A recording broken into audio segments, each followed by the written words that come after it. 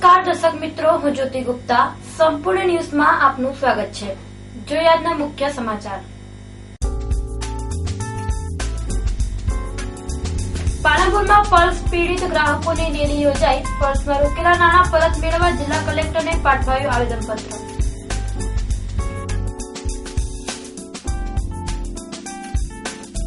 પાલનપુરના ST વર્કશોપમાં આગ ફાટી નીકળતા મચી દોડધામ। ફાયર ફાઈટરોની મદદથી આગ ઉપર મેળવાયો કાબુ।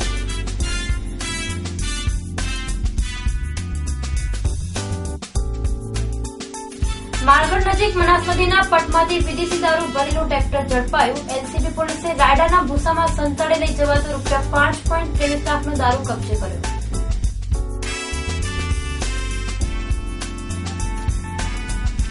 કાંકરેજમાં ગ્રામ પંચાયતોની ચૂંટણીમાં તંત્રની લાપરવાહીથી રોષ। મતપેટી જ્યાં રખાઈ છે ત્યાં સીસી કેમેરાનો અભાવ અને રૂમને સીલ મારવામાં પણ બેદરકાર।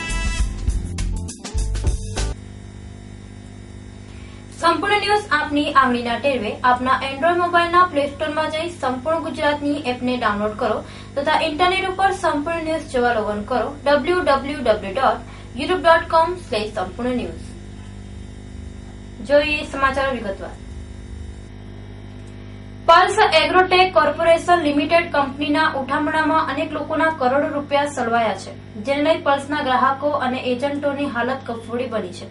ત્યારે સરકાર પલ્સ પીડિત ગ્રાહકોને તેમના નાણાંનું સત્વરે વળતર આપે તે માટે આજે પાલનપુરમાં પલ્સ પીડિત ગ્રાહકો દ્વારા રેલી યોજવામાં આવેલ। બાદમાં જિલ્લા કલેક્ટરને આવેદનપત્ર પાઠવવામાં આવ્યું હતું, જેમાં તેમની માંગણી નહીં સંતોષાય તો જિલ્લા મથકો ઉપર અનશન યોજવાની ચીમકી ઉચ્ચારી હતી।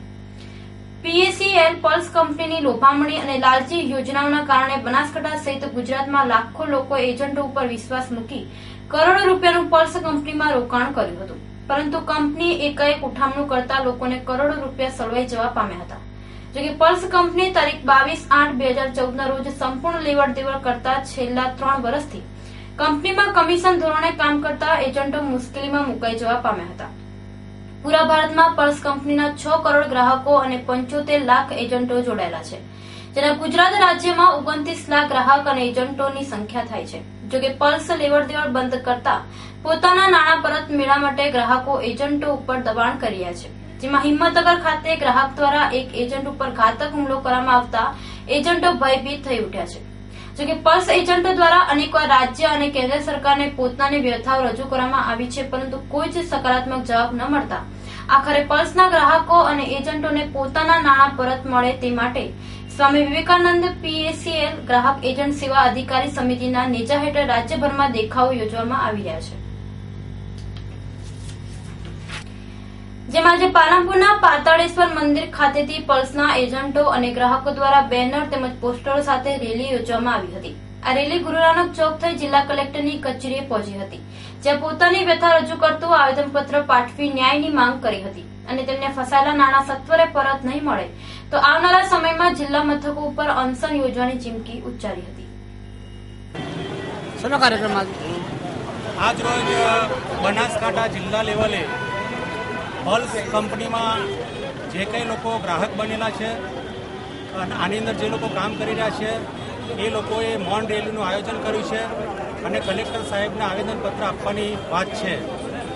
1983માં ચાલુ થનારી પલ્સ કંપની એની અંદર બનાસકાંઠા જિલ્લાના લગભગ 250 થી 300 કરોડ રૂપિયાનું રોકાણ થયેલું છે અને આ રોકાણ હજુ સુધી મતલબ કે સુપ્રીમ કોર્ટના આદેશ મુજબ 2/2/2016ના રોજ લોઢા કમિટીની નિમણૂક કરી અને લોઢા કમિટીના માધ્યમથી 6 મહિનામાં પૈસા આપવાની વાત હતી, પરંતુ આજે 1 વર્ષ કરતાં પણ વધુ સમય વીતી ગયો છે, પૈસા હજુ સુધી મળતા નથી।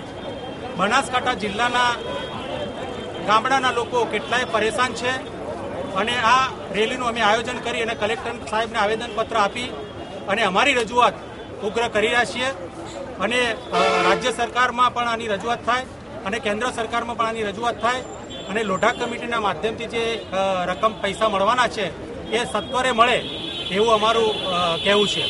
નામ હર્ષદભાઈ ચક્રવર્તી, એઝ અ વાઇસ પ્રેસિડેન્ટ જન કલ્યાણ ટ્રસ્ટ।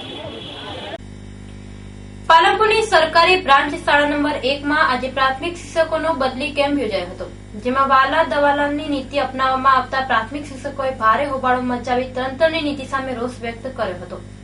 બનાસકાંઠા જિલ્લા પ્રાથમિક શિક્ષણ વિભાગ દ્વારા આજે પાલનપુરની બ્રાન્ચ શાળા નંબર 1 માં પ્રાથમિક શિક્ષકોને બદલી કેમ્પ યોજવામાં આવેલ, જેમાં પાલનપુર તાલુકાના બદલી કેમ્પના આવનારા 1-2 માસના ટૂંકા ગાળાના નિવૃત્ત થનાર શિક્ષકોને બનાસકાંઠાના છેવાડાના વિસ્તારમાં બદલી કરવામાં આવતા શિક્ષણ વિભાગની વાલાદવાલાની નીતિ સામે શિક્ષકોએ હંગામો મચાવી રોષ વ્યક્ત કર્યો હતો. જ્યારે કેટલાક માનીતા શિક્ષકોને પસંદગીના સ્થળ મળતા તેઓ આનંદિત જોવા મળ્યા હતા. આંજણા સમાજમાં શિક્ષણનો વ્યાપ વધારવા અને કુરિવાજો તેમજ વ્યસનને તિલાંજલિ આપવાના શુભ આશય સાથે આંજણા પટેલ કેળવણી મંડળ દ્વારા તારીખ 5/12/2016 રોજ પાલનપુરની આદર્શ સ્કૂલથી અર્બુદા રથનો પ્રારંભ થયેલો. આ રથે જિલ્લાના ગામડે ગામે શિક્ષણની જ્યોતિ જગાવી છે.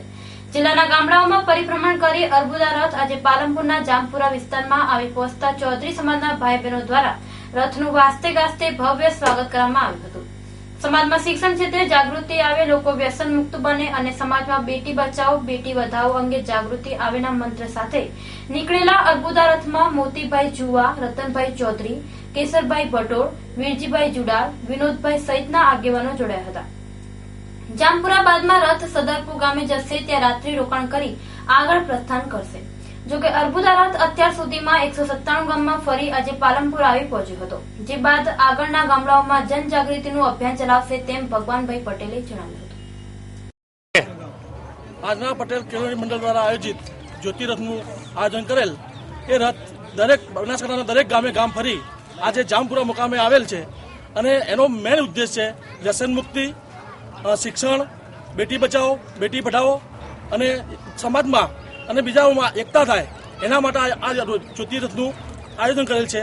એ રીતે આજે અમારા ગામમાં જ્યોતિરથ આવેલ છે અને લોકો હર્ષનો ઉલ્લાસથી માતાજીનો સ્વાગત કર્યું અને ગામમાં લાવ્યા અને બધા માતાજીની આરતી કરી, પૂજા વિધિ બધું કામ પૂરું કર્યું અને લોકોને જમાડ્યા અને બધા સાથે મળી અને માતાજીને ખૂબ પ્રેમથી અંદર લાવી અને બધા એક થઈ અને સાથે મળી અને ગામનો જે એકતા કહેવાય એ પ્રદર્શિત કરી અને બધા જ ગામના લોકો, અમારા સમાજ સિવાય દરેક સમાજના લોકોએ આમાં સાથ અને સહકાર આપ્યો. એ બદલ સૌનો ખૂબ ખૂબ આભાર.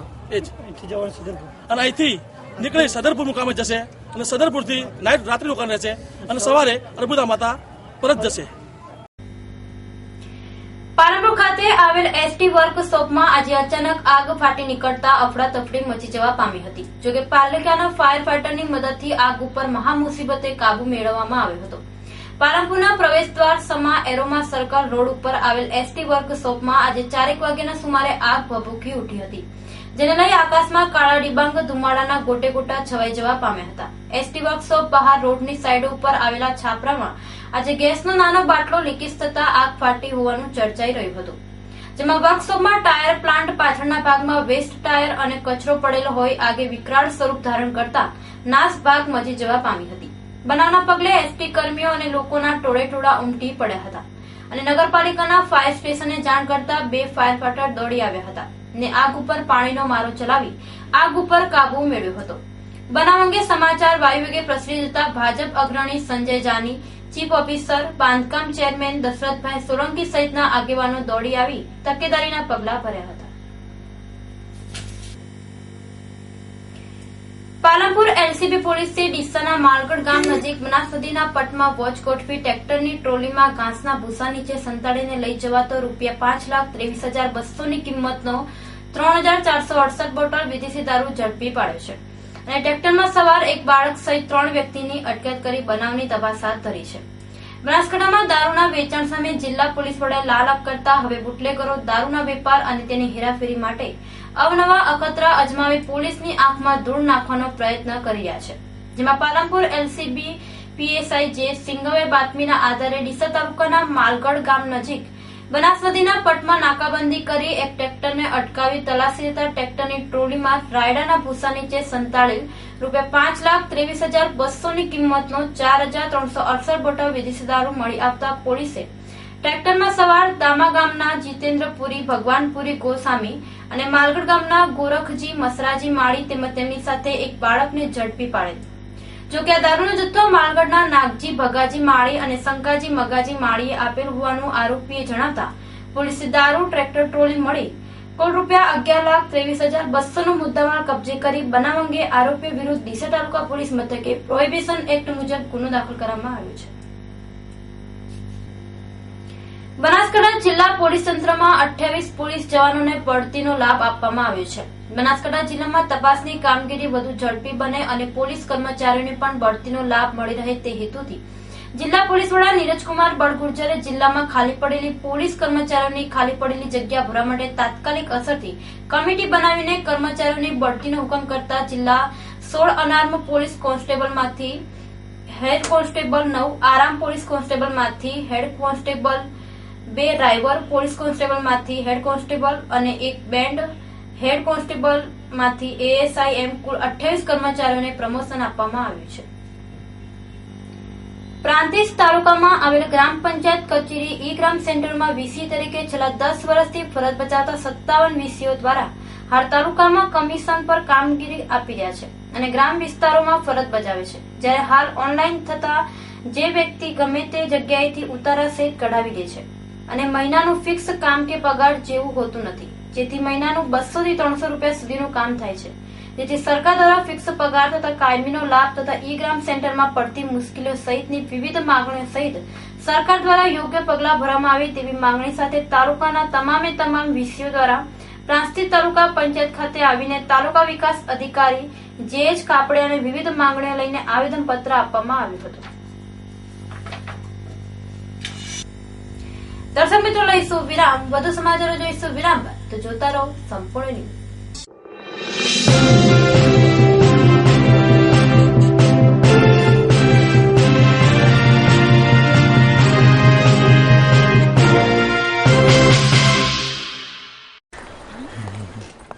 Good morning sir. मॉर्निंग. आप लेट हैं. सॉरी सर, बहुत जरूरी काम था. जरूरी काम. इससे भी जरूरी. आज मेरा मेरा जन्मदिन है sir. Oh, happy birthday. Thank you sir. घर पे मम्मी ने आरती उतारी होगी. केक मंगाई इनके लिए, केक चॉकलेट वाला. सर, हर साल मैं अपने जन्मदिन पर क्या लेट आते हैं?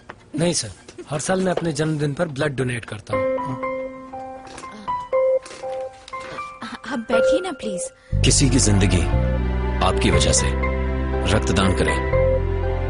सोचिए मत, करके देखिए, अच्छा लगता है.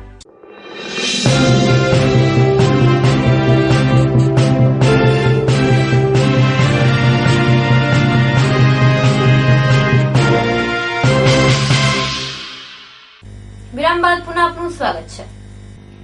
બનાસકાંઠા જિલ્લામાં કાંકરેજ તાલુકામાં યોજાયેલી ગ્રામ પંચાયતની ચૂંટણીમાં તંત્રની લાપરવાહી છતી થવા પામી છે. જેમાં 16 ગ્રામ પંચાયતની ચૂંટણી પૈકી તંત્રની બેદરકારીના કારણે રૂવેલ ગ્રામ પંચાયતની ચૂંટણીમાં 3 ઉમેદવારોના નિશાન બદલાઈ જતા ચૂંટણીનો બહિષ્કાર થતા મતદાન મોકૂફ રહ્યું હતું.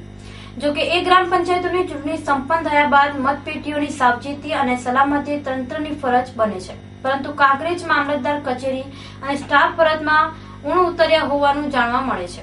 કેમ કે ચૂંટણીઓ બાદ સિહોરી ખાતે જ્યાં ઈવીએમ મશીન રાખવામાં આવ્યા હતા તે કૃષિ સંશોધન કેન્દ્રમાં સીસી કેમેરાનો અભાવ છે અને જે રૂમમાં ઈવીએમ રખાયા છે એ રૂમને સીલ કરવામાં આવ્યા છે. તે રૂમની સ્ટોપરો બહારની સાઈડે ખુલ્લી છે અને તેના ઉપર સીલ મારવામાં આવતા અધિકારીઓની બેદરકારી સામે લોકોમાં રોષ ઉઠવા પામ્યો છે.